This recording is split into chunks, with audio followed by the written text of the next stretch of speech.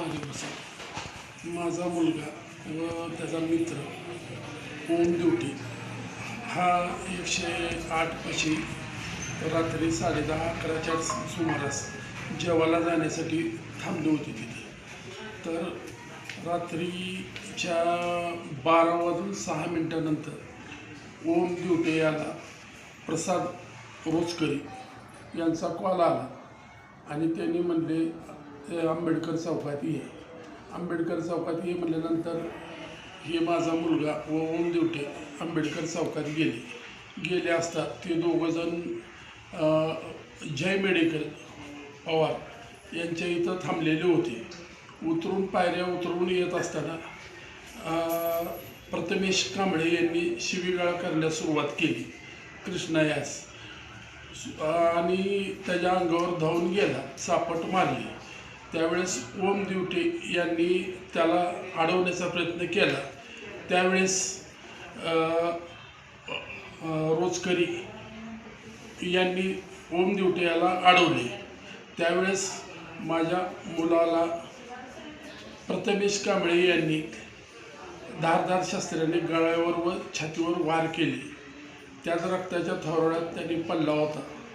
मला कॉल माझ्या भावाचा आला, श्रीकांत रसाळे घरचा फोनवर आला आणि त्यावेळेस मला घटनास्थळी येण्यास सांगितले.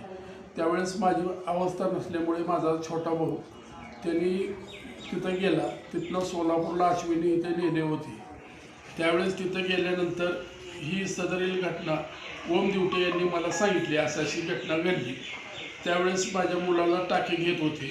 ज्यावेळेस टाके घेतले त्यावेळेस नंतर मी त्याला बोललो. मी म्हणलं अरे का तू असे लवकर यायचं होतं घरी, तू का आला नाही? तर त्यांनी मला सांगितले की मी जेवायला जाणार होतो आणि त्यावेळेस भाईजी उर्फ प्रसाद रोचकरी यांनी कॉल करून आम्हाला बोलवले. मला काहीही माहीत नव्हतं. त्यावेळेस मी गेल्यानंतर तिथं आल्यानंतर शिवीगाळ प्रथमेशने चालू केली आणि मला चापट मारली. मी उतरून गाडीवरून येत असताना ओम त्याच्या अंगावर धावून जात असताना प्रसाद यांनी त्याला धरले व कांबळे यांनी गळ्यावर वार केले.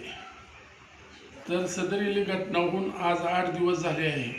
तरी माझ्या मुलाला अजून दुसरा जो गुन्हेगार आहे तो अद्यापही सापडलेला नाही.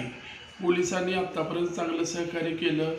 फॉरेन्सिकची गाडी आली, ती पंचनामा केला, त्याचं शस्त्र सापडलेलं आहे व त्यानं अंगावरले कपडे आरोपीने अक्कलकोट रोडला टाकले होते. ती कपडे आज रोजी पोलिसांनी हस्तगत